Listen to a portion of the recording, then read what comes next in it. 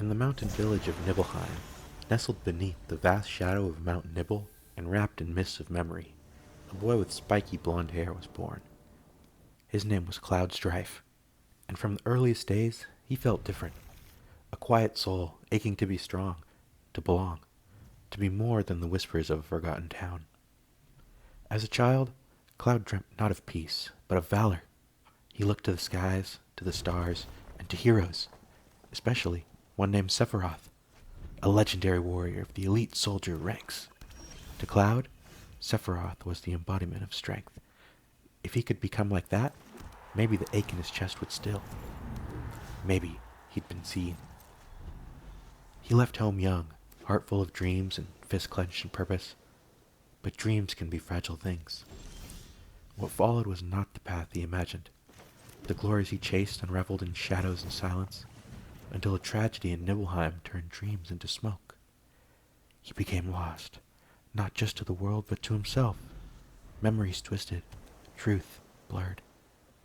For a time, Cloud lived as a ghost of who he believed he was, a mask shaped by trauma, stitched from someone else's legacy.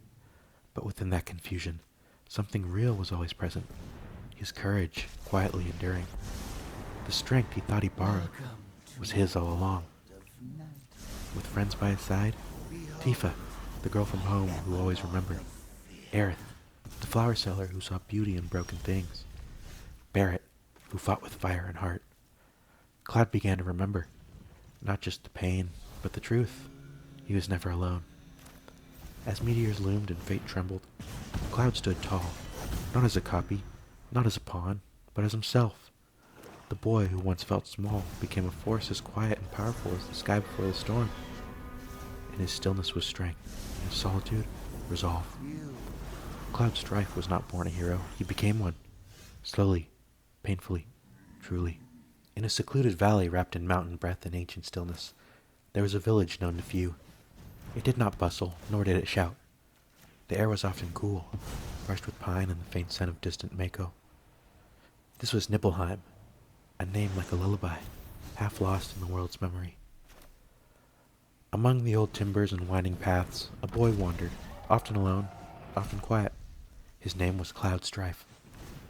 He was not strong then, not special in the way of fairy tales or legends. He was awkward. His hail tussled like a summer storm. His words came like frost, brittle, fleeting. He watched the others play, but stayed apart. Not out of cruelty, but because something inside him whispered, "Not yet." There was another girl in the village, one with warm eyes and hands that always reached out. Tifa, she was called. Their paths crossed often, like the breeze that tugs at a coat but doesn't quite stir it open. She climbed mountains while he stayed on the ledges, watching with envy and awe. In the quiet of his room, Cloud dreamed of soldiers with swords like light, of battles not yet fought, of being seen, of being worthy. In distant Midgar, stories bloomed like iron flowers. Cloud heard them. Tales of Sephiroth, the hero who was neither god nor man, but something greater. With silver hair and a blade long as sorrow, Sephiroth carved through myth and war with the grace of destiny itself. To Cloud, he was more than a legend. He was a shape, a direction. If Sephiroth could rise from obscurity, then maybe so could he. So Cloud left Nibelheim with nothing but a wooden sword, a paper-thin dream, and a promise to return strong, to show Tifa and the world that he could matter. But dreams are not always kind. Cloud never became what he thought he would. He did not rise to the ranks of soldier. He did not become like Sephiroth. Instead, he lingered in the lower shadows, a grunt among legends. The sword was too heavy, the dream too far. Still, he marched. And, one day, fate circled back to Nibelheim. Sephiroth returned to the village Cloud had left, and what followed was fire. The mountain groaned. The village burned. And in that smoke, Cloud rose, not through glory, but through rage, instinct, and grief. He did what others could not. He faced the man he once worshipped and cast him down. But the price was memory. Cloud awoke later with cracks in his mind. He remembered being a soldier. He remembered standing tall. But it wasn't real. The truth curled beneath his thoughts like a sleeping storm. He wandered through Midgar, meeting Avalanche, drawn into battles he didn't understand. He spoke with confidence that wasn't his, and he wielded the Buster Sword, a relic of another's legacy.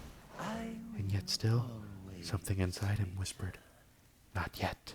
Beneath the metal plates of Midgar, in a slum of worn paths and rusted hopes, there bloomed a flower. She stood in Sector 5, selling lilies like they were wishes. Her name was Aerith Gainsborough. When Cloud met her, it was like hearing a song he didn't know he'd forgotten. She smiled like she knew something he didn't. She looked at him, not just the face, the name, or the mask, but deeper, into the silence he carried. Somehow, she didn't flinch. They walked together through junkyards and overgrown railways. She told him about the planet, about the whispers of the life stream, the unseen current that hums beneath all things. She spoke to flowers, and when she laughed, it felt like sunlight through clouds. Cloud didn't know what to call the feeling. It wasn't like dreaming. It was like waking. But even peace carries echoes. Cloud's memories remained fragile. There were gaps he couldn't explain, timelines that didn't match. His confidence sometimes slipped into silence. His eyes, when he looked in mirrors, did not always recognize and stared back. Tifa, his childhood friend, now a comrade, watched quietly. She knew things Cloud didn't say. She remembered the boy beneath the mountain, the one who stood just outside the group, heart full of wanting. She didn't push. She waited, like a lighthouse in the fog. Because when truth is too sharp, sometimes only kindness can soften its edge. The world stretched wider. Cloud and his allies chased answers through lost ruins and ancient machines. They faced ghosts of the past and shadows that spoke in Sephiroth's voice. And through it all, Aerith moved with a quiet urgency. She knew something waited at the edges of fate, a moment that was hers, alone. In the forgotten capital, where waters whispered in tongues older than time, Aerith knelt in prayer. She did not cry. She did not run. She was there to protect the planet. And Cloud, for a moment, raised his sword, not in rage, but in confusion. A voice, not his, whispered inside, but he resisted. Still, it was too late. The silver blade fell, swift and merciless. Not his. His. Aerith collapsed into still waters, like a petal released by the breeze. And in that silence, the illusion cracked. Cloud broke, not like glass, but like thunder. His memories unraveled. He was not a soldier. He had taken the role from Zack Fair, a friend whose story had been buried beneath Cloud's need to believe he mattered. His strength was never borrowed. It had been forced, fractured, forgotten. But through the sorrow, something else grew. Not the confidence of a false past, but the quiet acceptance of who he was. Not a legend, not a copy, just Cloud Strife. And that was enough. He stood again, this time not as a mask, but as a man. With the Buster Sword in his hand and real memory in his heart, he faced Sephiroth, not as a shadow chasing his hero, but as a storm shaped by every step of pain, loss, and love. The planet was crying.